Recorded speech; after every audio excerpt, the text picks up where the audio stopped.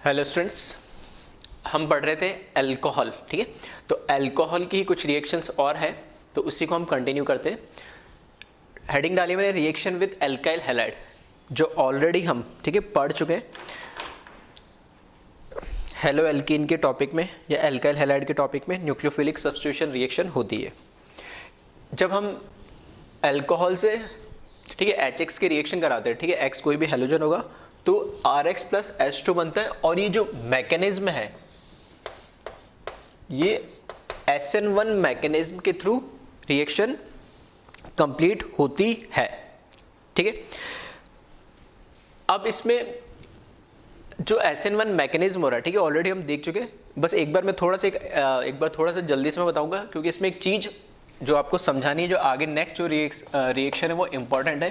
तो अगर मैं इसकी मैकेनिज्म की बात करूं तो हमें पता है कि जो पहला स्टेप होता है, ठीक है, पहला स्टेप जो ये जो HX वाला बॉन्ड है ये क्या होता है, ब्रेक होता है H प्लस और X माइनस में। और ये जो H प्लस है ये, क्योंकि ये OH, ठीक है, मैं ऑलरेडी बात कर चुका हूँ कि जो OH होता है वो पुअर लिविंग ग्रुप होता है, तो इसको गुड लिविंग ग्रुप में कन्वर्ट करने के लिए इसका क्या होता है, प्रोटोनेशन होता है। तो यहाँ से ROH के साथ, ठीक है, ये जो H प्लस है इसकी रिएक्शन होती है, इसके ऊपर लोन पेयर से ये प्रोटोनेट हो जाता है और ये बना लेता है ROH2 प्लस। नेक्स्ट स्टेप में यहाँ से H2 निकल जाएगा और कार्बोकेटाइन बना लेगा, और फिर इसके ऊपर X माइनस का अटैक होगा और ये RX बॉन्ड बना लेगा। और इन तीन स्टेप में ये स्टेप क्या होता है, RDS स्टेप होता है, जिसमें फॉर्मेशन ऑफ कार्बोकेटाइन होता है। नहीं तो अब कार्बोकेटाइन जितना स्टेबल होगा उतनी रेट ऑफ रिएक्शन ज़्यादा होगी। अब दो तरीके से मैं इसको देख सकता हूँ। पहला, अगर मैं बात करूँ रेट ऑफ रिएक्शन, ठीक है, पहले बात करूँ rate of reaction with respect to substrate. ठीक है, जो हमारा आर्प वाला पार्ट है ये, क्योंकि जो कार्बोकेटाइन बनाएगा उसकी रेट पे डिपेंड करेगा। तो ये भी हम पढ़ चुके हैं कि जो 3 डिग्री होगा उसकी रेट 2 डिग्री से ज़्यादा होगी और उसकी 1 डिग्री से ज़्यादा होगी। 1 डिग्री की सबसे कम, फिर 2 डिग्री की, उसके बाद 3 डिग्री की, क्योंकि जो इंटरमीडिएट है वो कार्बोकेटाइन बन रहा है, और कार्बोकेटाइन जितना स्टेबल होगा RDS स्टेप में उतनी रेट ऑफ रिएक्शन होगी फास्ट। तो ये तो भी हमें, ठीक है, सबस्ट्रेट के रेस्पेक्ट में। अगर मैं HX की बात करूँ, ठीक है, rate of reaction with respect to HX, तो क्योंकि पहले स्टेप में आप देख रहे हो आयोनाइजेशन हो रहा है HX बॉन्ड का, H प्लस और X माइनस में, और जो H प्लस है वही अटैक करता है किस पे, अल्कोहल पे।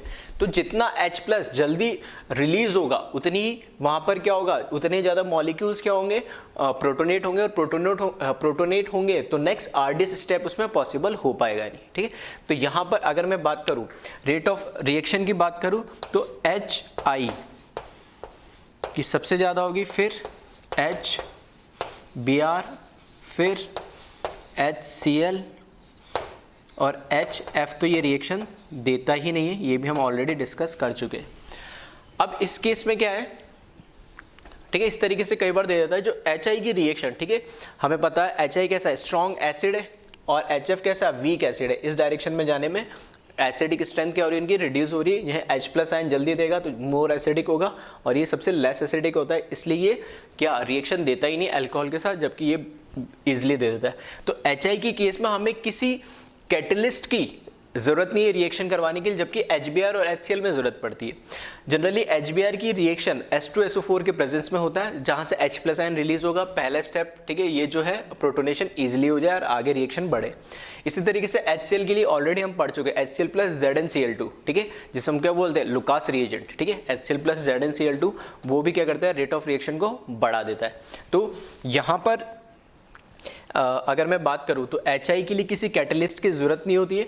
यहाँ पर जो कैटलिस्ट हम यूज़ करते हैं, ठीक है, ये यूज़ करते हैं हम H2SO4, और यहाँ पर यूज़ करते हैं हम ZnCl2, और ये तो कोई रिएक्शन देता ही नहीं है। ठीक है, और ये क्या है, कैटलिस्ट है यानी।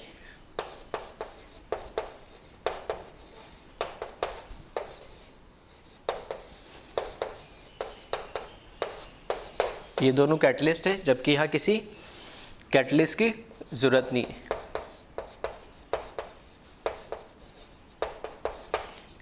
ठीक है, तो ये चीज़ ध्यान रखना थोड़ा सा। अब बढ़ रहे हम इस पे आगे। ठीक है, तो इसको एक बार कॉपी कर लेना। यहाँ पे लगा एक OH ग्रुप। अब मैं बात कर रहा हूँ डायोल। ठीक है, ये थोड़ा सा सारी चीज़ें पढ़ चुके हैं, इसमें ऐसा कुछ नया मैंने नहीं बताया। ठीक है, हाँ थोड़ा ये हो सकता है कैटलिस्ट के बारे में पहली बार बताया। अब ये जो रिएक्शन है एल्काइल हैलाइड के साथ, अगर यहाँ पर अभी एक OH ग्रुप है, अगर ऐसा कंपाउंड में जैसे दो OH ग्रुप आ जाए तो उनको बोलते हैं DIOL, डायोल। दो एल्कोहल आया तो उनको बोलते हैं डायोल, तीन आ जाए तो ट्रायोल। ठीक है, तो डायोल और ट्रायोल पे हमें इंपॉर्टेंटली रिएक्शन उस पर देखनी। ठीक है, तो एक बार इसको कॉपी कर ले और वहाँ पर, ठीक है, वहाँ पर स्पेसिफिक HI की रिएक्शन हम देखेंगे, क्योंकि ये बिना कैटलिस्ट के और बहुत ही फास्ट रिएक्शन होती है। तो इसको एक बार कॉपी कर ले।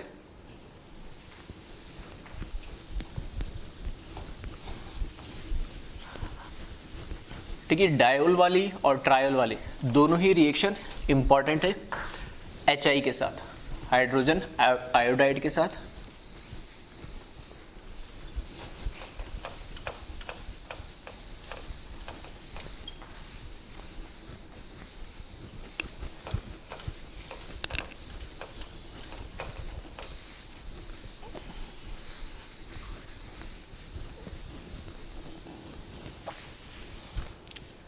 ठीक है, तो इस पे देखिए, पहले हम बात करते डायोल पे। डायोल के केस में सबसे सिंपल लेता हूं मैं, CS2OH, CS2OH, और इसकी रिएक्शन मैंने करा दी HI के साथ, और एक्सेस में मैंने ये ले लिया। जब एक्सेस में मैं ये लूँगा तो मुझे जो यहाँ पे प्रोडक्ट मिलता है इसमें, ठीक है, वो मिलता है CS3CS2I, इथाइल आयोडाइड। अब ये कैसे बना है, ठीक है, इसी को हमें थोड़ा सा बस देखना है। तो अगर मैं इसकी बात करूँ,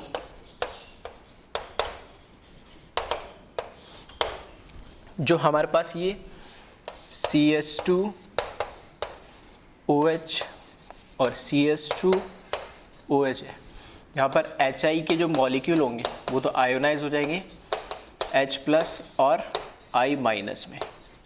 तो वापस से क्या होगा, एक बार ये प्रोटोनेट होगा, यहाँ से H+ लगेगा और आयोडीन लग जाएगा, यहाँ पर फिर H+ प्रोटोनेट होगा, H2 निकलेगा और आयोडीन लग जाएगा। ठीक है, तो वो हम ऑलरेडी अभी डिस्कस कर चुके हैं।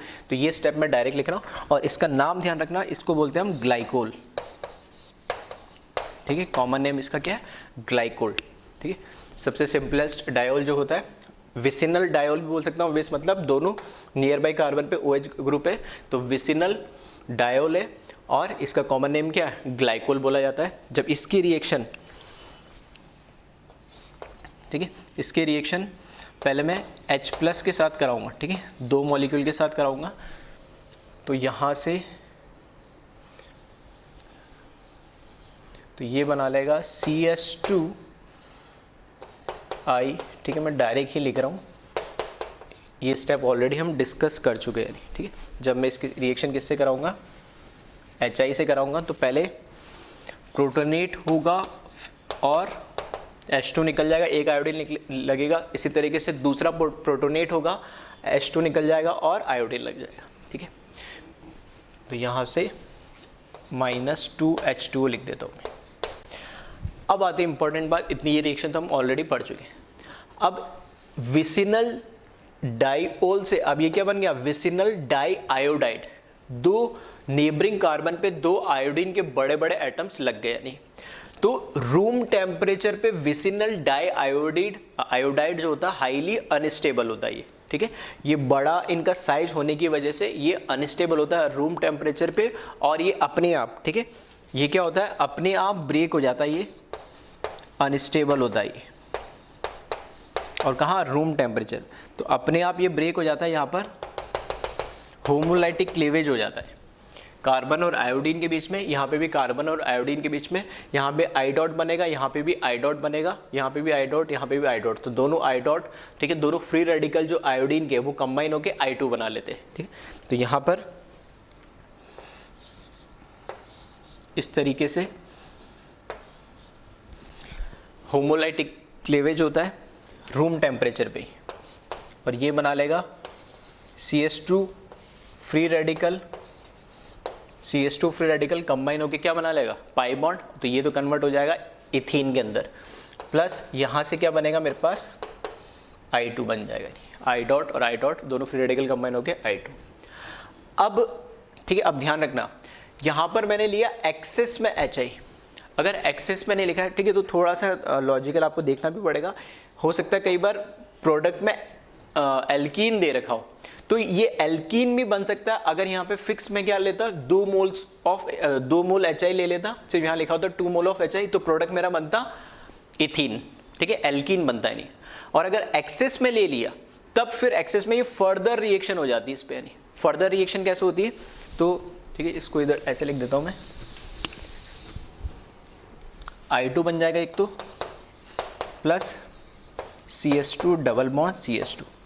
अब यहाँ पर जो रिएक्शन है HI, तो HI के मॉलिक्यूल्स तो होंगे ही, अब एल्कीन के ऊपर क्या हो रहा है इलेक्ट्रोफिलिक एडिशन रिएक्शन हो जाती है, यानी अगर एक्सेस में HI लोगे, वही मैं समझा रहा हूँ, 2 मोल अगर आपने HI लिए थे, ठीक है, तब तो वो क्या करता इसमें न्यूक्लियोफिलिक सब्स्टिट्यूशन रिएक्शन देता, ठीक है, H प्लस प्रोटोनेट होता दोनों साइड और आयोडीन लग जाता, कोई दिक्कत नहीं, हमें क्या मिलता फिर, और ये अनस्टेबल है तो हमें इथीन या एल्कीन मिल गया। यानी अब क्योंकि H प्लस ये एक्सेस में ले रखा मैंने HI, तो H प्लस के आयन और भी होंगे, फिर फर्दर इस पे इलेक्ट्रोफिलिक एडिशन रिएक्शन हो जाती है, और पहले ठीक है, पहले स्टेप में ये क्या होगा, अब दोनों में सेम बनेंगे कार्बोकेटाइन, तो यहाँ लगा दिया मैंने CH2, इधर कार्बोकेटाइन बना दिया और इधर हाइड्रोजन ऐड कर दिया, H प्लस ऐड हो गया, अब कौन आएगा न्यूक्लियोफाइल, न्यूक्लियोफाइल कौन होगा I माइनस होगा, तो ये इधर CH2 I और CH3 जो कि प्रोडक्ट हमें मिल रहा है इथाइल आयोडाइड। तो ध्यान रखना है इसके अंदर, ठीक है, इंपॉर्टेंट रिएक्शन है डायोल की। अगर मैंने लिमिटेड अमाउंट में या मोल्स अगर एक्सेस नहीं लिख रखा तब मैं जनरली क्या बनाऊंगा एल्कीन बनाऊंगा, अगर मैंने एक्सेस लिख दिया तो फर्दर उस पर इलेक्ट्रोफिलिक एडिशन रिएक्शन करवाऊंगा और वो प्रोडक्ट बनेगा नहीं, ठीक है। फिर से देख लेना, HI की नॉर्मल रिएक्शन कराई यहाँ पर, ठीक है, यहाँ पर न्यूक्लियोफिलिक क्या हो रहा है सब्स्टिट्यूशन रिएक्शन हो रही है, यहाँ पे ये न्यूक्लियोफिलिक सब्स्टिट्यूशन रिएक्शन हुई है, तो आयोडीन लग गया, और यहाँ पर इलेक्ट्रोफिलिक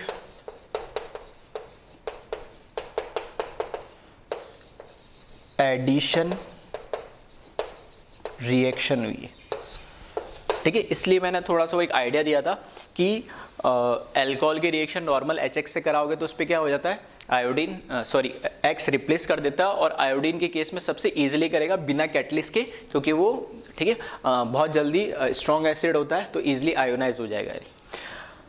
और सेकंड स्टेप में यहाँ पर ये बनाने के बाद, क्योंकि ये अनस्टेबल होता है, अब इसकी खास बात है अगर यहाँ पे क्लोरीन लगा होता, ब्रोमीन लगा होता, तब ऐसा नहीं होता, आ रही बात समझ, इसलिए स्पेसिफिक आयोडीन के लिए बताया। आयोडीन के केस में ये अनस्टेबल होता है तो अपने आप रूम टेम्परेचर पे I2 और एल्कीन में ब्रेक हो जाता है, और जैसे ही ये बना और स्ट्रॉन्ग तो है ही, तो H प्लस आयन है, तो वापस से दूसरी रिएक्शन इलेक्ट्रोफिलिक एडिशन रिएक्शन हुई और अलग कंपाउंड बन जाता है। तो इसको कॉपी कर ले। इसी तरीके से हम ट्राईऑल की बात करते हैं, ठीक है। अब नेक्स्ट देखिए ट्राईऑल।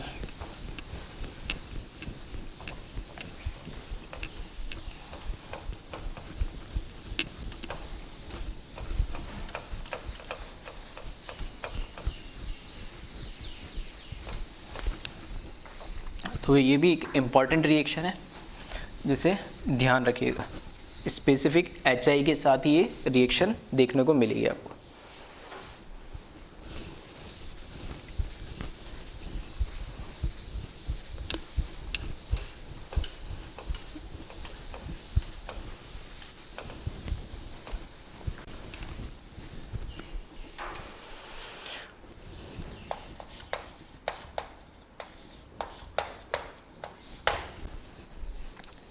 ट्रायोल की बात करें तो यहाँ पे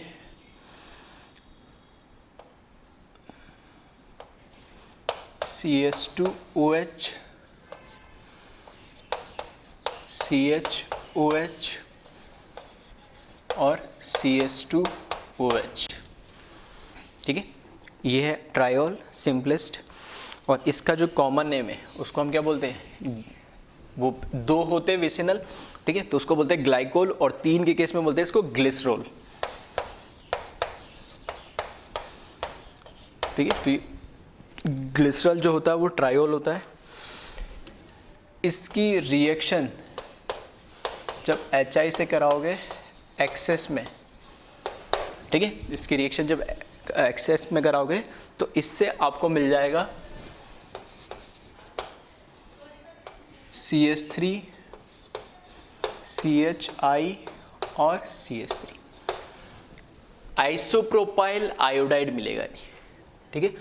तो देखने में देख रहे हैं कैसे बनेगा, ठीक है, तो उसको हम देखते हैं मैकेनिज्म से कैसे बनता है ये आइसोप्रोपाइल, ठीक है, आयोडाइड बनेगा।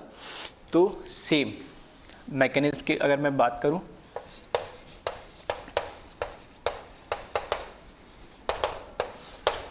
तो यहाँ पर HI जो है आयोनाइज होगा H प्लस और I माइनस में। नेक्स्ट स्टेप में CH2OH, CHOH और CH2OH HI के साथ रिएक्ट करेगा ये, मतलब पहले H प्लस लगेगा, डीप्रोटोनेट होगा, फिर H प्लस लगेगा, फिर डीप्रोटोनेट होगा, H प्लस होगा, डीप्रोटोनेट होगा, तीनों जगह क्या लग जाएंगे, आयोडीन लग जाएंगे। तो ये बना लेगा CH2I, CHI और CH2I बना लेगा, ठीक है, ट्राई आयोडाइड ये बना लेगा। अब क्या हो रहा है, एक बार में, ठीक है, ऐसे नहीं तीनों एक साथ निकलेंगे, एक बार में क्या हो गए, जो विसिनल डाइआयोडाइड होता है, यहाँ पर अगर आयोडीन नहीं होता तो ये और ये स्टेबल रहता, लेकिन विसिनल पोजीशन पे अनस्टेबल है। तो यहाँ पर पहली बार में मैं किसी को भी ले लो, नीचे वाले दोनों ले लो या ऊपर वाले से ले लो, तो मैंने यहाँ से ले रहा हूँ, ये दोनों क्या होंगे, आयोडीन निकल जाएंगे, ये फ्री रेडिकल के फॉर्म में, इधर ये फ्री रेडिकल के फॉर्म में, और यहाँ से -I2 आयोडीन निकल जाएगा, और यहाँ पर क्या बन जाएगा, डबल बॉन्ड। तो ये प्रोडक्ट बन जाएगा मेरे पास CH2 डबल बॉन्ड CH, और यहाँ पर CH2I। अब ये अनस्टेबल नहीं, अब ये स्टेबल है क्योंकि सिर्फ एक ही क्या है, आयोडीन है इसके पास। अब एक ही आयोडीन है तो अब इसमें इसको तो निकाल नहीं सकते, लेकिन हाँ यहाँ पर क्या आ गया, एल्कीन आ गया। तो यहाँ पर अब इलेक्ट्रोफिलिक एडिशन रिएक्शन हो सकती है। तो यहाँ से, ठीक है, पहले H प्लस का प्रोटोनेशन होगा। अब हमें देखना, उस केस में तो क्या था, इथीन था तो कहीं पे भी करा देते। अब इलेक्ट्रोफिलिक एडिशन रिएक्शन में हमें, ठीक है, इंटरमीडिएट क्या बनता है, कार्बोकेटाइन बनता है। तो वो कार्बोकेटाइन बनाना पड़ेगा जो स्टेबल है, ठीक है। तो ये H प्लस यहाँ पे भी अटैक कर सकता है, यहाँ पे भी। जब यहाँ करेगा तो यहाँ 1 डिग्री कार्बोकेटाइन बनेगा, और जब यहाँ अटैक करेगा तो 2 डिग्री कार्बोकेटाइन बनेगा। तो H प्लस का लगेगा यहाँ जाके, ठीक है। तो मैकेनिज्म थोड़ा सा इसमें इंपॉर्टेंट हो जाता है। तो यहाँ पे CH3 और CH कार्बोकेटाइन और CH2I, ठीक है। इलेक्ट्रोफिलिक एडिशन रिएक्शन हो रही, इलेक्ट्रोफाइल वहां अटैक करेगा जहां पर अटैक करने से जो हमारा अगला इंटरमीडिएट कार्बोकेटाइन बन रहा हो स्टेबल हो, तो ये ज़्यादा स्टेबल होगा। नेक्स्ट स्टेप में हमारा जो न्यूक्लियोफाइल आएगा, वो न्यूक्लियोफाइल आके इस पर जुड़ जाएगा, और न्यूक्लियोफाइल इस पर अटैक करेगा। तो फिर से, ठीक है, फिर से क्या बन गया, ये विसिनल डाई आयोडाइड बन गया ये, ठीक है। अब नेक्स्ट स्टेप में क्या होगा, यहाँ से फिर से ये बॉन्ड ब्रेक होगा, और यहाँ से आयोडीन, ठीक है, निकल जाएगा। तो -I2, और इधर क्या बन जाएगा, CH3 CH double bond CH2, सही है। यहाँ से I2 निकल जाएगा, और ये क्या बन जाएगा हमारे पास, प्रोपीन बन जाएगा। फिर से अब डबल बॉन्ड आ गया, फिर से इलेक्ट्रोफिलिक क्या होगा, एडिशन रिएक्शन होगी, H का जाके ऐड होगा यहाँ, क्योंकि यहाँ कार्बोकेटाइन ज़्यादा स्टेबल होगा, तो ये बना लेगा CH3 CH कार्बोकेटाइन और CH3, और नेक्स्ट स्टेप में वापस न्यूक्लियोफाइल आएगा इस पर और इस पर अटैक कर लेगा, और ठीक है, चाहो तो इसको एरो को थोड़ा सा लंबा करके डायरेक्ट यही प्रोडक्ट लिख देना।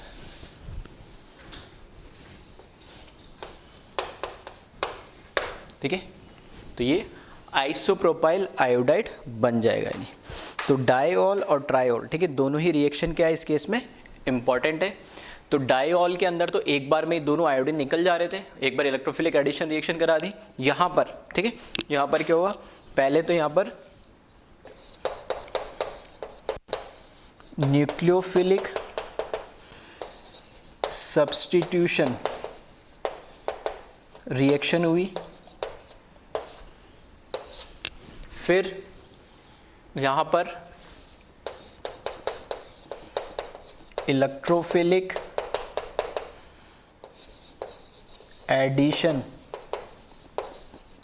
रिएक्शन हुई, ठीक है, फिर यहाँ पर वापस, ठीक है, यहाँ पर वापस इलेक्ट्रोफिलिक एडिशन रिएक्शन हुई। ठीक है, तो इसको कॉपी कर ले एक बार।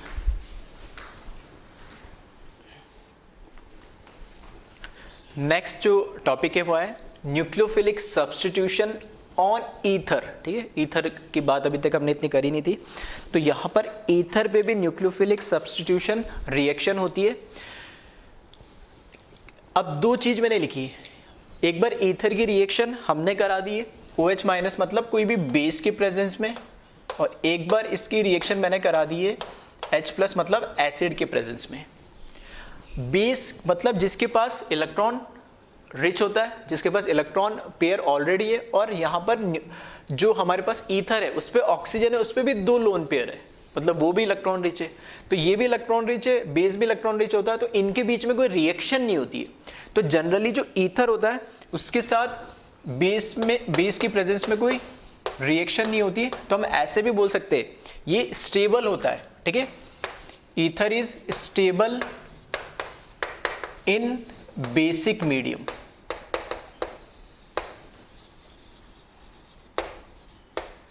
ठीक है, कोई रिएक्शन नहीं देगा। एसिड की प्रेजेंस में H प्लस है, इलेक्ट्रॉन डेफिशिएंट, इलेक्ट्रॉन रिच, तो ये क्या हो जाएगा, प्रोटोनेशन हो जाएगा, और प्रोटोनेशन हो जाएगा तो अल्कोहल टाइप रिएक्शन ये बिल्कुल दे सकता है। नहीं तो हम ऐसे बोल सकते हैं कि ईथर की अगर आपको रिएक्शन करानी है तो किस में कराने पड़ेगी, एसिडिक मीडियम में ही कराने पड़ेगी, बेसिक मीडियम में तो नहीं होगा। ठीक है, तो हम ऐसा लिख सकते हैं रिएक्टिव इन एसिडिक मीडियम। ठीक है, अब आ जाए रिएक्शंस की, इसमें बात करते हैं अभी, क्योंकि हमने HI की बात करी थी तो HI से मैं स्टार्ट कर रहा हूं। फर्स्ट रिएक्शन में करा रहा हूं CH3O CH2 CH3। ठीक है, मिथाइल इथाइल ईथर है ये, इसकी रिएक्शन में करा दे रहा हूं HI के साथ। तो इसके साथ रिएक्शन कराने पे, ठीक है, मेरे को दो प्रोडक्ट मिल रहे हैं, यानी दो प्रोडक्ट क्या मिल रहे हैं, एक प्रोडक्ट तो जो है, ठीक है, एक तो मिल रहा है मुझे आयोडाइड और एक मिल रहा है मुझे alcohol CH3I plus CH3 CH2OH। अब ये इधर ही क्यों I लगा, इधर भी लग सकता था यार, OH इधर ही क्यों लगा है, उधर भी लग सकता था। तो यहाँ पे थोड़ा सा इंपॉर्टेंट हो जाता है इसका मैकेनिज्म कि कहाँ I लगेगा और कहाँ OH लगेगा, वो हमें यहाँ से समझना पड़ेगा। तो फर्स्ट केस में तो हमें पता ही है HI जो है, ठीक है, वो आयोनाइज्ड हो जाएगा H प्लस और I माइनस में। फिर नेक्स्ट स्टेप में जो हमारे पास ऑक्सीजन है उसके पास क्या है, दो लोन पेयर है जो H प्लस के साथ रिएक्ट करके क्या हो जाएगा, प्रोटोनेट हो जाएगा। तो यहाँ से मुझे मिल जाएगा CH3O positive H CH2 CH3। अब इधर मैं देखूंगा तो ये तो अकेला मिथाइल है और इधर ये है 1 डिग्री। अगर मैं बॉन्ड, ठीक है, अगर मैं इसमें जैसे हमने अल्कोहल में करते हैं, अगर मैं कार्बोकेटाइन बनाता तो यहाँ बनता मिथाइल का कार्बोकेटाइन जो कि स्टेबल नहीं होगा, इधर बनाता तो ये भी बनता 1 डिग्री कार्बोकेटाइन, तो ये भी स्टेबल नहीं होगा। तो इस केस में, ठीक है, जहां एक जगह मिथाइल और एक जगह 1 डिग्री बन रहा हो, तो उस केस में SN1 मैकेनिज्म फॉलो नहीं करेगा। कौन सा करेगा, SN2, क्योंकि ये बॉन्ड डायरेक्टली ब्रेक नहीं हो सकता। तो इस केस में क्या होता है, यहाँ पर जो I- हमारा न्यूक्लियोफाइल है, ठीक है, वो क्या करेगा, अब कहाँ अटैक करेगा, ये वहां अटैक करेगा जो लेस स्टेरिक हिंडर्ड होगा। ठीक है, ऐसी हम बात ऑलरेडी इपॉक्साइड वगैरह में भी कर चुके हैं। ठीक है, उसके अंदर भी हम क्या कहते थे, वहां रिएक्शन होती है जो लेस स्टेरिक हिंडर्ड होता है। इस कार्बन पे भी कर सकता था, इस कार्बन पे भी कर सकता है, तो I- वहां जाएगा जहाँ स्टेरिक हिंड्रेंस कम होगी। तो इसकी जो रिएक्शन है वो इसके साथ होगी, और कहाँ से होगी, बैक साइड से अटैक करेगा। यानी बैक साइड से अटैक इसलिए कर रहा है क्योंकि यहां पर कार्बोकेटाइन नहीं बन रहा है। जब ये अटैक करेगा उसके बाद ये बॉन्ड, ठीक है, ब्रेक होगा सिग्मा बॉन्ड, और इसमें क्योंकि ये मैकेनिज्म कौन सा हो गया, कार्बोकेटाइन नहीं बन रहा, तो मैकेनिज्म कौन सा हो गया, SN2 मैकेनिज्म है। तो जो भी यहां पर एल्केन है, ठीक है, अगर कायरल होता तो उसका क्या हो जाता, इन्वर्जन हो जाता है। तो यहां पर SN2 मैकेनिज्म को ये फॉलो कर रहा है। तो यहां से जो मुझे प्रोडक्ट मिलेगा वो मिलेगा, ठीक है, CH3I प्लस CH3 CH2OH। इस वजह से यहां आयोडाइड लगा और यहां क्या लगा, एल्कोहल लगा, अपनी मर्जी से कहीं पे भी नहीं लगा रहे। ठीक है, तो यहां पर ध्यान रखना 1 डिग्री के केस में SN2 मैकेनिज्म है यहाँ पे,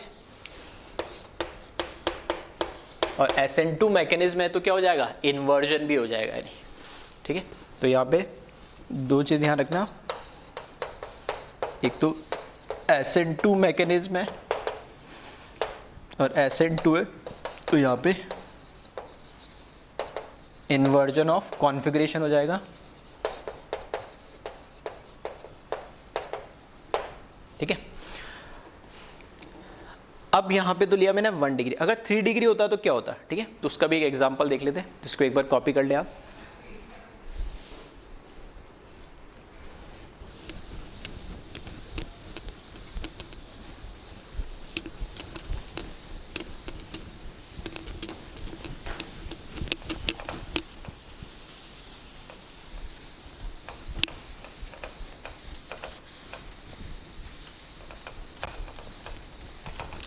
ठीक है, तो इसमें ऐसा कुछ फिक्स नहीं है कि ईथर के केस में SN1 ही फॉलो करेगा या SN2 ही फॉलो करेगा। हाँ, पहला जो स्टेप है वो फिक्स है कि वो प्रोटोनेशन का ही होगा, क्योंकि हमने देखा बेसिक मीडियम में तो रिएक्शन होगी नहीं, एसिडिक मीडियम में होगी तो प्रोटोनेशन होगा। ठीक है, जैसे एक एग्जांपल और ले लेता हूँ मैं सेकंड। ठीक है, तो इस केस में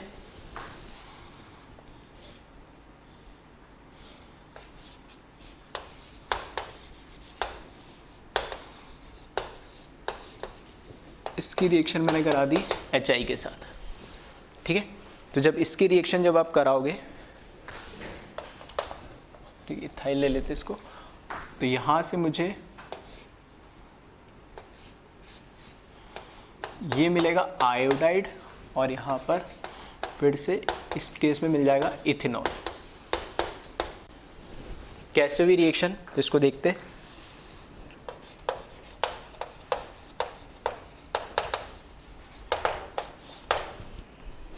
फर्स्ट स्टेप तो पता ही है आपको, मतलब स्टेप तो काउंट नहीं होता है, लेकिन सबसे पहले क्या होगा, आयोनाइजेशन हो जाएगा H+ और I- का। फिर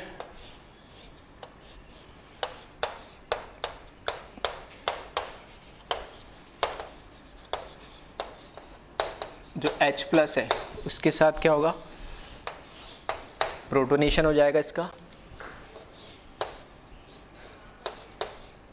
O+ H CH2 CH3। अब देखना इस केस में जब I माइनस की रिएक्शन है, ठीक है, I माइनस की अगर मैं रिएक्शन कराता हूँ तो या तो यहाँ होगी या यहाँ होगी। अब पॉसिबिलिटी है कि अगर यहाँ होती तो ये OH इधर जाता, और अगर यहाँ होती OH इधर आता।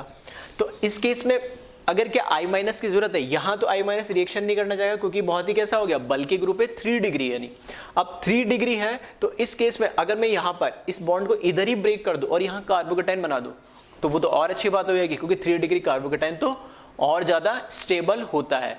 तो इस केस में अब की बार SN2 मैकेनिज्म फॉलो नहीं करेगा, क्या करेगा, SN1 करेगा। तो डिपेंड करेगा कि ऑक्सीजन के साइड में जो ग्रुप लगे उनका नेचर कैसा है, तो इसमें कोई फिक्स्ड मैकेनिज्म नहीं है। तो इस केस में यहाँ पर क्योंकि कार्बोकेटाइन जो बन जाएगा इसमें, ठीक है, ये बॉन्ड ब्रेक होने पे 3 डिग्री कार्बोकेटाइन बनेगा और वो क्या होगा, स्टेबल होगा। तो यहाँ पर ये बना 3 डिग्री कार्बोकेटाइन और CH3 CS2OH, ये तो बन गया इथेनॉल हमारा। और नेक्स्ट स्टेप में, ठीक है, I माइनस का यहाँ पर अटैक होगा और ये एल्काइल हैलाइड बना लेगा, ठीक है। तो इस केस में क्या हुआ, यहाँ पर SN1 मैकेनिज्म हुआ। तो अगर ईथर में ऑक्सीजन की किसी भी एक साइड में अगर 3 डिग्री 3 डिग्री अगर हमें एल्केन ग्रुप मिला, ठीक है, 3 डिग्री कार्बन मिला ऑक्सीजन की किसी भी आइदर साइड ऑफ ऑक्सीजन, अगर हमें 3 डिग्री कार्बन मिला तो हमेशा हम क्या फॉलो कराएंगे, SN1 मैकेनिज्म से प्रोडक्ट बनाएंगे, पहले कार्बोकेटाइन बनाएंगे, उसके बाद, ठीक है, I को लगाएंगे। और अगर 3 डिग्री नहीं है, ठीक है, या तो मिथाइल है या, ठीक है, 1 डिग्री, तब हम क्या फॉलो कराएंगे, SN2। तो फिर 2 डिग्री में क्या होगा, ठीक है, 1 डिग्री की मैं बात कर चुका हूँ, मिथाइल की बात कर चुका हूँ, 3 डिग्री की मैं बात कर चुका हूँ, 2 डिग्री पे कोई बात नहीं करी। तो 2 डिग्री में थोड़ा सा कंफ्यूजन होता है। 2 डिग्री कौन डिसाइड करेगा, HI के साथ हमने सॉल्वेंट क्या लिया है, ठीक है। तो ये सारी बातें फिर पहले से हम ऑलरेडी डिस्कस कर चुके, फिर मैं बता दे रहा हूँ। 1 डिग्री में हमेशा SN2 फॉलो करना है और 3 डिग्री में हमेशा SN1 को फॉलो करना है, नहीं उसके अकॉर्डिंग प्रोडक्ट बनाएंगे। और जो 2 डिग्री होगा वो डिपेंड करेगा सॉल्वेंट क्या ले रखा है HI के साथ। अगर हमारे पास अप्रोटिक सॉल्वेंट है या एनहाइड्रस लिखा हुआ है हमारे साथ, हमें HI के साथ, ठीक है, अप्रोटिक सॉल्वेंट दे रखा है या एनहाइड्रस HI दे रखा है, तो उस केस के अंदर जो मैकेनिज्म फॉलो होगा 2 डिग्री में वो होगा SN2।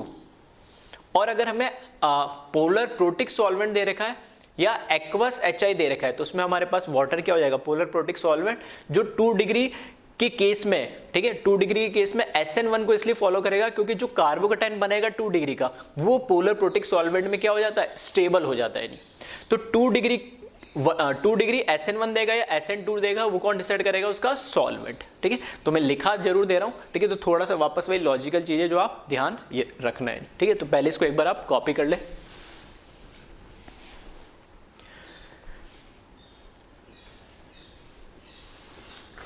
ठीक है। इसमें लिख लेना कंक्लूजन जो मैं लिखा रहा हूँ, ठीक है। 2 एग्जांपल से मैंने दोनों चीज़ एक्सप्लेन करी और 2 डिग्री के केस में क्या होगा वो मैं इस चीज़ को फाइनली आप याद रखना है। किसी भी एक साइड में 3 डिग्री आ रहा है तब तो SN1 को फॉलो करेगा, और अगर दोनों साइड ही मिथाइल या 1 डिग्री तब क्या फॉलो करेगा, SN2 को।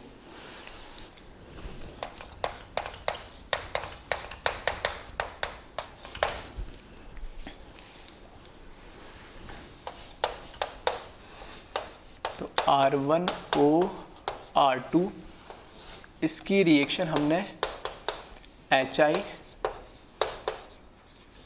या तो आपको ऐसे दे रखा हो एनहाइड्रस, ठीक है, जनरली एनहाइड्रस ही मिलेगा। फिर भी मैं आपको यहाँ लिख देता हूँ पोलर अप्रोटिक सॉल्वेंट भी अगर दे रखा हो, ठीक है, एनहाइड्रस का मतलब सिर्फ HI है, वाटर नहीं है उसमें, ठीक। तो इस केस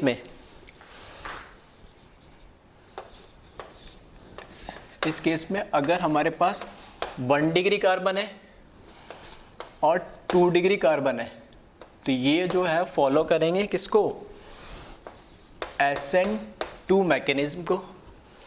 और यहाँ पे जो हमारे पास 3 डिग्री कार्बन है तो 3 डिग्री तो हमेशा किसको फॉलो करता है, SN1 1 को यानी, ठीक है। नेक्स्ट अगर इसी में, ठीक है, अगर मैंने क्या कर दिया, R1 ईथर की रिएक्शन HI के साथ कराई, ठीक है, तो पोलर, या तो फिर इस तरीके से भी लिखा होता है कई जगह एनहाइड्रस है, कई जगह कंसंट्रेटेड भी लिख रखा है, या मैं इसके नीचे लिख देता हूं कंसंट्रेटेड का मतलब क्या, पानी तो होगा ही उसमें, पोलर प्रोटिक सॉल्वेंट। तो उस केस में जो 1 डिग्री होगा, ठीक है, वो तो हमेशा क्या फॉलो करता है, SN2 को। और इस केस में क्योंकि 2 डिग्री के केस में जो कार्बोकेटाइन बनेगा वो भी क्या करेगा, स्टेबल हो जाएगा पोलर प्रोटिक सॉल्वेंट में, तो वो SN1 को फॉलो करेगा, ठीक है। तो ये चीज़ आप ध्यान रखना, ईथर की रिएक्शन HI के साथ। और एक लास्ट एक पॉइंट और लिख लेना, देखो अगर मैंने रिएक्शन अभी हमने देखा R1 और R2 दो अलग अलग एल्काइल ग्रुप है, और इसकी रिएक्शन HI के साथ कराया, ठीक है, चलो इसको भी इस तरीके से लिख लेना, ठीक है, HI के साथ इसकी रिएक्शन कराई, और यहाँ पे भी HI के साथ रिएक्शन कराई। तो दोनों में फ़र्क क्या, HI के साथ नॉर्मल रिएक्शन कराने पे मैंने देखा एक तो बना ले रहा है आयोडाइड और एक बना ले रहा है एल्कोहल, वो डिपेंड करेगा एल्काइल ग्रुप क्या है, ठीक है, सॉल्वेंट क्या दे रखा उसके अकॉर्डिंग, लेकिन आयोडाइड और अगर HI हमें क्या दे दिया, एक्सेस में अगर आपको दे दिया, ठीक है, अगर एक्सेस में आपको HI दे दिया तो अभी, ठीक है, एक्सेस में HI दे दिया तो ऑलरेडी हम अभी पढ़ चुके हैं पीछे एल्कोहल के केस में, जो एल्कोहल बनेगा उस एल्कोहल पे HI एक्सेस में दे रखा तो फिर से उस पर अटैक करेगा डीप्रोटोनेट करके, और इसको भी किस में कन्वर्ट कर देगा, ठीक है, RI में कर देगा। अगेन न्यूक्लियोफिलिक सब्स्टिट्यूशन रिएक्शन हो जाएगी यहाँ पे, ठीक है, एक्सेस में HI होगा तो इस पे H+ फिर से अटैक करेगा, डीप्रोटोनेट कर देगा H2 के फॉर्म में, और आयोडीन वापस इस पे लग जाएगा। तो दोनों ही केस में क्या मिल जाएगा, हमें आयोडाइड मिल जाएंगे, R1I प्लस R2I। तो ये भी ध्यान रखना, अगर सिर्फ HI लिख रखा है लिमिटेड 2 या 3 मोल्स, ठीक है, जैसे अभी लास्ट रिएक्शन में डायोल ट्रायल पढ़ी थी, तो डायोल ट्रायल में कई बार ये भी पूछ लेता कितने मोल्स HI यूज्ड हुए, ठीक है। तो अगर जैसे डायोल की बात करूंगा तो 2 मोल HI तो इनिशियली उसको सब्स्टिट्यूट करने पे, और तीसरा मोल इलेक्ट्रोफिलिक सब्स्टिट्यूशन देने पे 3 मोल। ट्रायल की अगर मैं बात करूं तो ट्रायल में कितना हुआ, 3 मोल तो इनिशियली उसको सब्स्टिट्यूट करने में, फिर पहला इलेक्ट्रोफिलिक सब्स्टिट्यूशन में एक और दूसरा फिर टोटल 2 बार इलेक्ट्रोफिलिक सब्स्टिट्यूशन इलेक्ट्रोफिलिक एडिशन होता है, तो टोटल कितने 3 + 2 5 HI यूज हो रहे हैं, और डायोल में कितने यूज हो रहे थे 3। तो ये भी इस तरीके से इंटीजर टाइप में पूछा जा सकता है, या फिर ऑप्शन में दे रखा हो सकता है, मीन्स और नीट में दोनों में पूछ सकते हैं। तो वही चीज़ है यहाँ पे भी अगर 1, 2, 3 मोल दे रखा है, लिमिटेड अमाउंट में दे रखा है, कुछ नहीं लिख रखा है, तो हम नॉर्मल आयोडाइड और अल्कोहल बनाएंगे, और अगर एक्सेस में दे रखा है तो दोनों ही किस में कन्वर्ट हो जाएंगे, आयोडाइड में कन्वर्ट हो जाएंगे। तो इसको एक बार कॉपी कर ले, कुछ क्वेश्चंस इस पर हम फिर देख लेते हैं।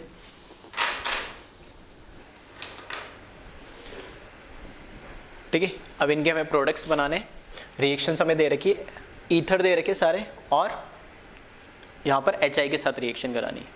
तो अब हमें बस ये देखना होगा कि किस में कौन सा मैकेनिज्म लगेगा, ठीक है। मैकेनिज्म भी चलो हम लिखते चलते कौन सा फॉलो होगा, नहीं समझ में आ रहा तो आप चाहो तो पूरा एक एक करके मैकेनिज्म करके भी लिख सकते हो। अब इस केस में देखें, यहाँ पे ऑक्सीजन पे लोन पेयर है, प्रोटोनेशन तो दोनों केस में होता ही है, ठीक है, ध्यान रखना, चाहो तो नोट करके लिख लेना, ठीक है, जैसे कितने पॉइंट 3 लिखा है तो एक को लिख लेना कि 4th पॉइंट में प्रोटोनेशन दोनों ही केस में SN1 मैकेनिज्म फॉलो हो या SN2 मैकेनिज्म फॉलो हो, पहले स्टेप के अंदर हमेशा प्रोटोनेशन तो होगा ही होगा ईथर का, जब HI से रिएक्शन करा रहे, ठीक है। उसके बाद डिसाइड होगा कि कार्बोकेटाइन बनेगा या फिर बैक साइड से अटैक करके SN2 रिएक्शन होगी। तो इस केस में यहाँ देखें, क्योंकि ये बेंजीन रिंग है और बेंजीन के साथ इधर डबल, कहीं भी मान लो डबल, सिंगल और लोन पेयर, तो ये इसके साथ तो क्या होगा, कॉन्जुगेशन रेजोनेंस में होगा। तो ये जो बॉन्ड है ये सिंगल बॉन्डेड नहीं है, ठीक है, यहाँ पर क्या होगा, डबल बॉन्ड कैरेक्टर होगा, और डबल बॉन्ड कैरेक्टर है तो ये बॉन्ड क्या होगा, स्ट्रांग होगा, और स्ट्रांग होगा तो ये तो कभी ब्रेक होगा ही नहीं। अब भले SN1 करा लो या SN2 करा लो, वो बॉन्ड तो ब्रेक होना ही नहीं। अब बॉन्ड कौन सा ब्रेक होना है, ये, अगर ये बॉन्ड ब्रेक होना है तो या तो मैं यहाँ क्या बना लूँ, कार्बोकेटाइन बनाऊंगा तो मिथाइल तो का जो कार्बोकेटाइन होता है वो क्या होता है, हाईली अनस्टेबल होता है। तो इस केस में यहाँ पर बैक साइड से अटैक होगा I- का, और ये इन्वर्जन हो जाएगा, तो यहाँ पर मिथाइल आयोडाइड प्लस यहाँ ये बॉन्ड ऐसे ब्रेक होगा, तो प्रोटोनेशन होने के बाद ये बॉन्ड ऐसे ब्रेक होने से ये तो बन जाएगा फिनॉल और ये बन जाएगा मिथाइल आयोडाइड। क्यों? क्योंकि यहाँ पर SN2 मैकेनिज्म फॉलो होगा, ये बॉन्ड ब्रेक नहीं होगा। ठीक है, चाहो तो लिख लेना, इधर डबल बॉन्ड कैरेक्टर DBC लिखा है मैंने शॉर्ट में। और जो प्रोडक्ट बनेगा इस केस में, एक प्रोडक्ट मुझे मिलेगा फिनॉल प्लस यहाँ पर CH3I। नेक्स्ट देखिए, सेम कहानी इसमें, यहाँ पर भी क्या है, डबल बॉन्ड कैरेक्टर है। ठीक है, डबल बॉन्ड कैरेक्टर होने से ये बॉन्ड ब्रेक होना नहीं, अब ये ब्रेक होना है प्रोटोनेशन होने के बाद। तो बैक साइड से अटैक करा के SN2 करा दो या कार्बोकेटाइन बना दो। अब 3 डिग्री है तो कार्बोकेटाइन ज़्यादा स्टेबल होगा, तो यहाँ पर मैकेनिज्म फॉलो क्या होगा, SN1 फॉलो होगा। ठीक है, तो मैकेनिज्म भी पूछ सकता है वो, तो इसमें आप डायरेक्ट रट नहीं सकते कि इसमें यही होगा। ठीक है, इसमें आपको देखना पड़ेगा क्या बन रहा है नहीं, और यहाँ से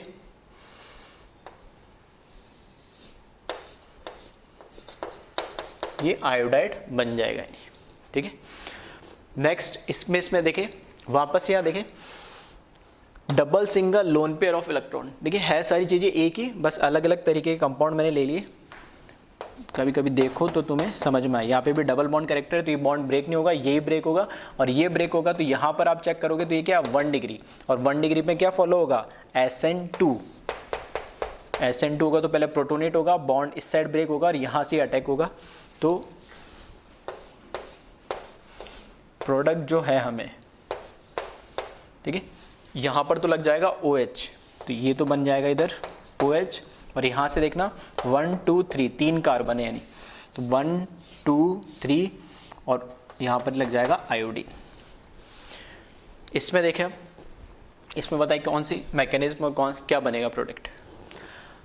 यहाँ देखोगे तो वापस ये डबल बॉन्ड कैरेक्टर आ गया। ये तो क्या है, DBC हो गया, डबल बॉन्ड कैरेक्टर, तो ये बॉन्ड तो ब्रेक होना ही नहीं है। अब दो चीज़ें, ये बॉन्ड ब्रेक होगा सिंगल।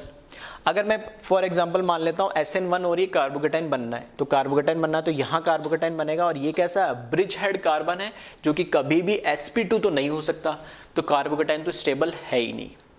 चलो ठीक है, SN1 नहीं होगा, SN2 पे आ जाते हैं। SN2 जब यहाँ पर होगा तो SN2 कहाँ से अटैक करता है, बैक साइड से। ठीक है, तो बैक साइड से करेगा तो इसको क्या होना पड़ेगा, इन्वर्जन, मतलब इस रिंग को ऐसे पलटना पड़ेगा, जो कि पॉसिबल नहीं है इसके लिए ब्रिज हेड कार्बन की वजह से। तो इन्वर्जन भी इस केस में पॉसिबल नहीं है, तो फिर क्या रिएक्शन नहीं होगी, बिल्कुल हाँ, इस केस में कोई रिएक्शन नहीं होगी, नो रिएक्शन। रीजन चाहो तो लिख लेना, दोनों मैंने बता दिया है, नो रिएक्शन। क्यों? क्योंकि ये क्या है, ब्रिज हेड कार्बन है, शॉर्ट में लिख रहा हूं मैं। ठीक है,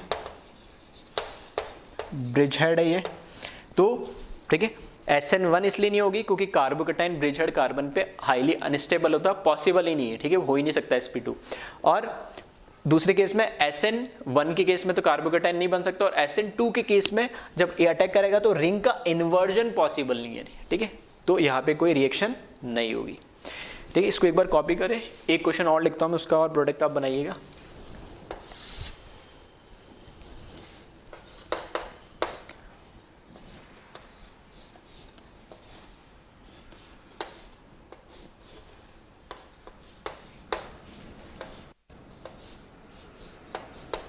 इसकी रिएक्शन मैंने करा दी HI के साथ, तो बताएं क्या प्रोडक्ट बनेगा। ठीक है, तो अब देखिए, इसमें फर्स्ट केस में तो प्रोटोनेशन हो गई, SN1 हो या SN2 कोई फर्क नहीं पड़ना है। अब यहाँ पे तो देखना, ना तो SN1 हो सकता है ना ही SN2 हो सकता है, तो ये तो होगा नहीं। तो प्रोटोनेशन होने के बाद बॉन्ड कौन सा, यही ब्रेक होना है, नहीं बॉन्ड यही ब्रेक होना है। ठीक है, और यहाँ पर ये कैसा कार्बन है, 2 डिग्री। अब इस केस में क्या है, अब मुझे कोई फर्क भी नहीं पड़ रहा है सॉल्वेंट कुछ भी हो। क्यों? क्योंकि ये बॉन्ड तो यहाँ से ब्रेक नहीं होना है प्रोटोनेशन होने के बाद। ठीक है, प्रोटोनेशन होने के बाद यहाँ पे अब मैकेनिज्म डिसाइड करेगा। अगर मैकेनिज्म पूछेगा तब तो मैं बोलूंगा मेरे को पता होना चाहिए एनहाइड्राइज है या कंसंट्रेटेड है या पोलर प्रोटिक है अप्रोटिक, लेकिन प्रोडक्ट पूछेगा तो मैं डायरेक्ट बना सकता हूँ। प्रोडक्ट क्या बनेगा, यहाँ पे तो OH ही लगना है क्योंकि ये ब्रेक नहीं होगा, और इस केस में क्या हो जाएगा, ये आयोडाइड यहाँ पर लग जाएगा। आ रही बात समझ में क्या कहना चाह रहा हूँ? अगर मुझे सॉल्वेंट नहीं दे रखा है तो कोई फर्क नहीं पड़ रहा, प्रोडक्ट तो मैं फिर भी बता सकता हूँ, यानी 2 डिग्री के केस में स्पेसिफिक जैसे इस तरह के कोई क्वेश्चन आते हैं। हाँ, अगर मुझे मैकेनिज्म पूछा है तो फिर मेरे को पता होना चाहिए सॉल्वेंट क्या है यानी। ठीक है, तो इसको कॉपी कर ले एक बार।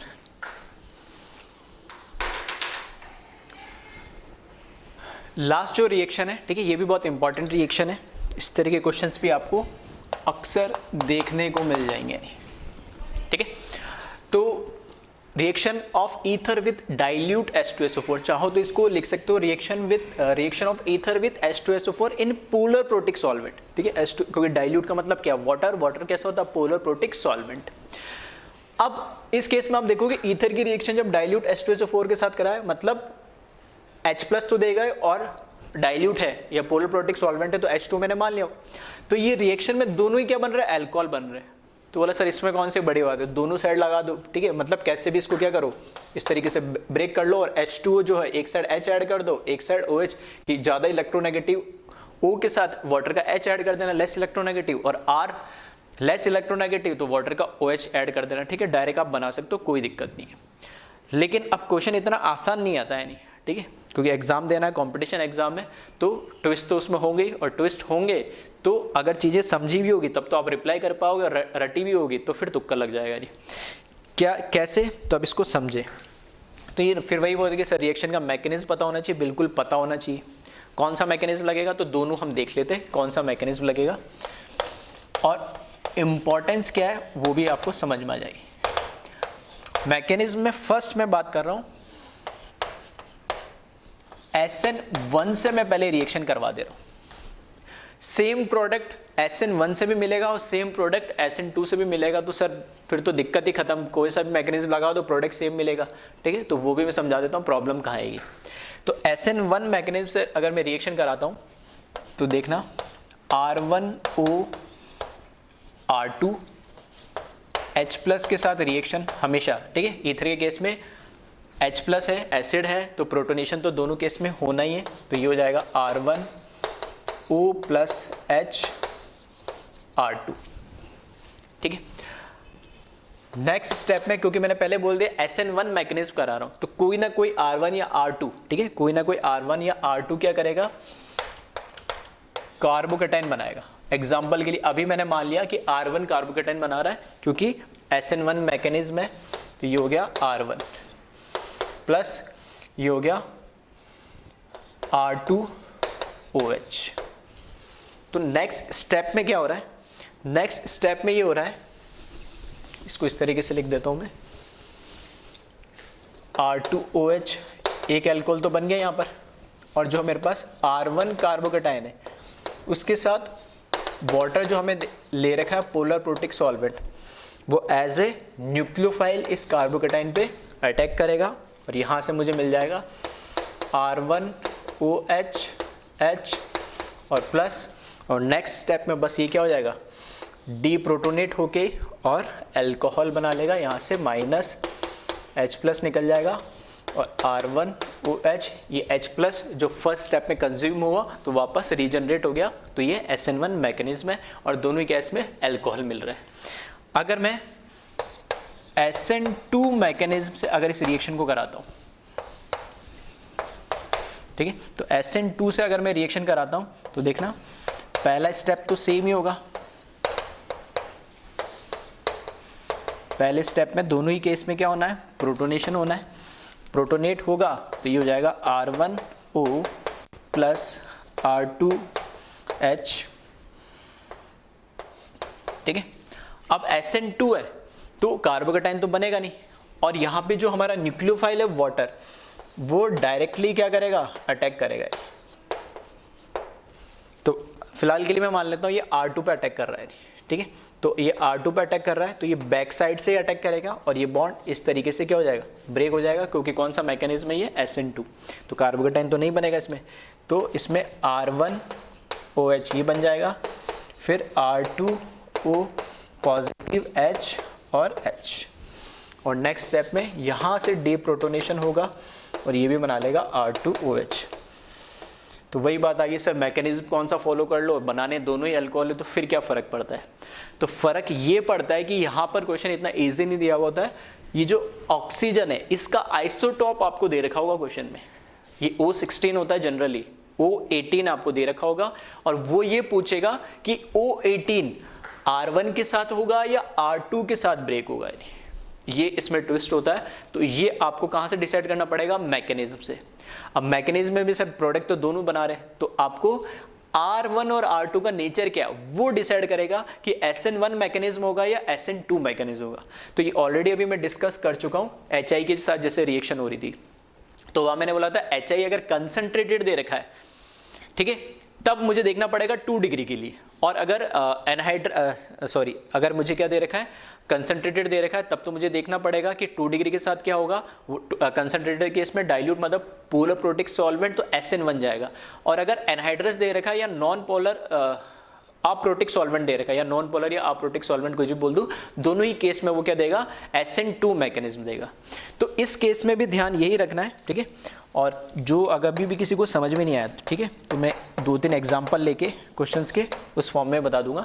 पहले इसको एक बार नोट कर लेना। पहला तो क्या कि अगर हमारे पास जो R ग्रुप है, ठीक है, जो किसी भी साइड R1 हो या R2 हो, क्योंकि ये चीज तो फिक्स होगी कि सॉल्वेंट कैसा है, पोलर प्रोटिक सॉल्वेंट ही होगा, डाइल्यूट होगा, या ब्रैकेट में चाहो तो लिख लेना इधर पोलर प्रोटिक सॉल्वेंट। सॉल्वेंट तो कैसा है, पोलर प्रोटिक सॉल्वेंट ही है। तो 2 डिग्री हमेशा अगर किसी भी साइड R1 या R2 दोनों लिखा ऑब्लिक करके, मतलब R1 या R2 कि अगर R1 या R2 में से कोई भी अगर 2 डिग्री भी हुआ एक साइड भी, या एक साइड भी कोई भी 3 डिग्री हुआ, तो हमेशा SN1 मैकेनिज्म फॉलो होगा। और R1 और R2 दोनों में से या तो 1 डिग्री हो या मिथाइल हो, तभी वो क्या देगा, SN2 मैकेनिज्म देगा। तो मैं यही लिख रहा हूं यहां पर, ठीक है। अगर 1 डिग्री हुआ, ठीक है, तो उससे नीचे मिथाइल में तो दिक्कत ही नहीं है, उस केस में हमेशा SN2 मैकेनिज्म देगा। और किसी भी साइड अगर 2 डिग्री हुआ और 3 डिग्री हुआ तो मैकेनिज्म क्या देगा, ये SN1 देगा। नहीं, अब इससे फर्क क्या पड़ जा रहा है, अगर SN, ठीक है, यही मान लेता हूं अगर O18 होता ये, तो अगर मैं SN1 लेता, ठीक है, SN1 लेता तो हमारे को पहले स्टेप में बनाना है कार्बोकेटाइन। अब कार्बोकेटाइन R2 भी बन सकता था, R1 भी बन सकता था, तो ये डिसाइड करता कि वहां पर मिथाइल है 1 डिग्री या 3 डिग्री है। अगर R2 के साथ बनता, ठीक है, अगर मैं अगर सिर्फ मिथाइल और क्या होता 1 डिग्री होता, तो फिर मुझे वो देखना पड़ता ये SN2 मैकेनिज्म फॉलो करेगा। तो देखो और एक ट्विस्ट और डाल सकता है क्या, ठीक है, पहला तो मैंने आइसोटॉप वाला बता दिया, दूसरा H2O की जगह D2O दे दे, यानी तो कहीं ना कहीं OD भी आएगा, यानी O18 के अलावा OD के फॉर्म में भी दे सकते हैं। तो वो वाटर वाला जो OH है वो किसके साथ जुड़ेगा, वो डिसाइड करेगा ये, ठीक है। कैसे डिसाइड करेगा, एक बार इसको कॉपी करें, मैं कुछ इलस्ट्रेशन लेता हूं, उससे आपको और अच्छे से समझ में आएगा। नहीं,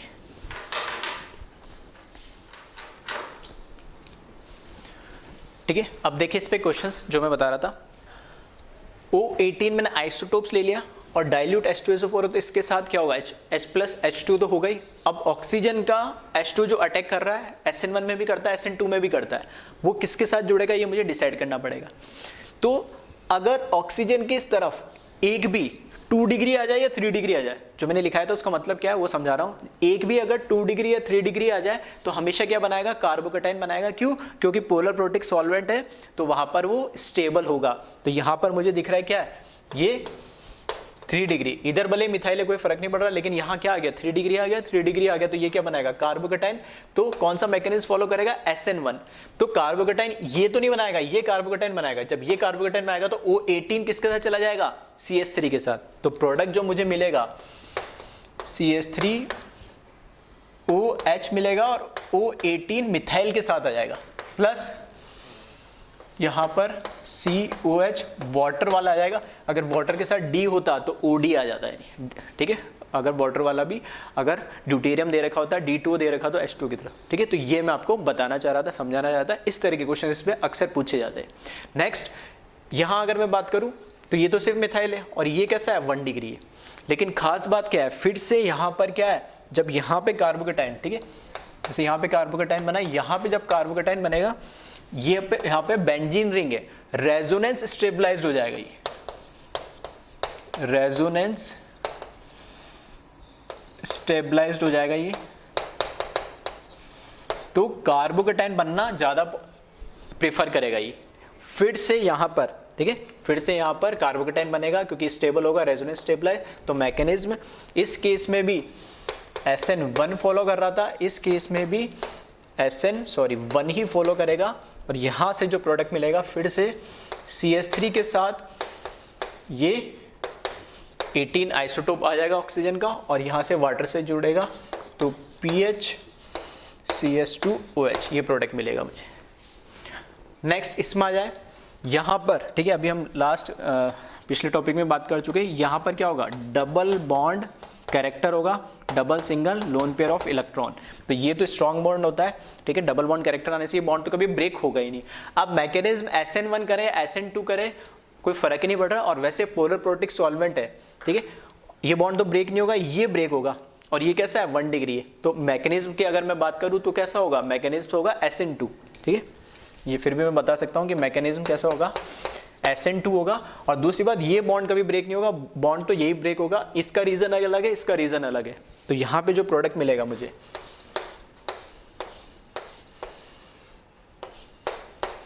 ठीक है, O के साथ H और ये O18 आ जाएगा, और यहाँ पे 1 2 3 और यहाँ पर भी OH लग जाएगा, ठीक है। तो 18 किधर आएगा वो आपको देखना पड़ेगा।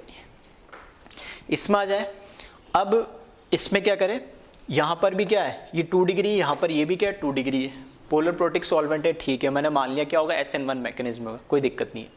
लेकिन अब यहाँ पर इसको दूसरे तरीके से आप सोचो कि क्या SN1 फॉलो करेगा ही ये, क्योंकि अगर मैं कार्बोकेटाइन बना के देखूं तो एक बार इधर कार्बोकेटाइन बना के देखूं और एक बार इधर कार्बोकेटाइन बना के देखूं। जब मैं इधर कार्बोकेटाइन बना रहा हूं तो 4 पाई इलेक्ट्रॉन, सारे एटम, ठीक है, साइक्लिक कंपाउंड है, सारे एटम हाइब्रिड, ठीक है, कॉन्जुगेशन का पार्ट है, तो ये बना लेगा एंटी एरोमेटिक, ठीक है, ये बना ले रहा है यहाँ पे एंटी एरोमेटिक। जबकि इधर क्या होगा, 3 मेंबर साइक्लिक रिंग है, ठीक है, सारे क्या है कॉन्जुगेशन का पार्ट है, और यहाँ पे 2 पाई इलेक्ट्रॉन है, तो ये कैसा बना लेगा एरोमेटिक। दैट मीन्स यहाँ पे कार्बोकेटाइन ज्यादा स्टेबल होगा, यहाँ पे कार्बोकेटाइन हाईली अनस्टेबल होगा, तो ये बॉन्ड ब्रेक होगा। लेकिन ये जो O18 है कहाँ चला जाएगा, इस 5 मेंबर के साथ चला जाएगा। फिर से ये मैकेनिज्म कौन सा फॉलो होगा, SN1 होगा ये, ठीक है। इसका लॉजिक अलग था, इसका अलग था, इसका अलग था, सारे मैंने हर टाइप के बता दिए, ठीक है। तो यहाँ पे जो प्रोडक्ट बनेगा वो O18H ये इसके साथ आ जाएगा, और वहां पर वाटर वाला जुड़ जाएगा,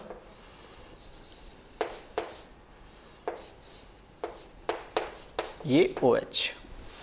फिर इसमें आ जाए, यहां पर तो क्या होगा, अभी हम बात कर चुके हैं ऐसे क्वेश्चन की, यहां पर तो होगा डबल बॉन्ड कैरेक्टर, ये बॉन्ड कभी ब्रेक नहीं होगा, जैसे यहां मैं बात कर रहा था। ये कैसा हो गया, ब्रिज हेड कार्बन हो गया ये, तो यहाँ पे कार्बोकेटाइन भी पॉसिबल नहीं है, और यहाँ पर इन्वर्जन भी पॉसिबल नहीं है, तो फिर से यहाँ पर कोई रिएक्शन नहीं होगी, ठीक है। तो इस टाइप के क्वेश्चन ईथर में काफ़ी देखने को मिल जाएंगे, तो इनका आप ध्यान रखना। एक तो ये वाले क्वेश्चंस H2SO4 एसिड के प्रेजेंस में, और दूसरे HI वाले क्वेश्चंस, ठीक है। तो उसमें कहाँ पे कन्फ्यूजन होता है 2 डिग्री में, तो कहाँ 2 डिग्री लगेगा, कहाँ 1 डिग्री लगेगा, ठीक है। एग्जाम्पल के साथ मैंने दोनों केस में समझाने की कोशिश करी है, तो एक बार फिर से इस लेक्चर को ध्यान से देख ले, और ठीक है अच्छे से कॉपी कर ले। Thank you.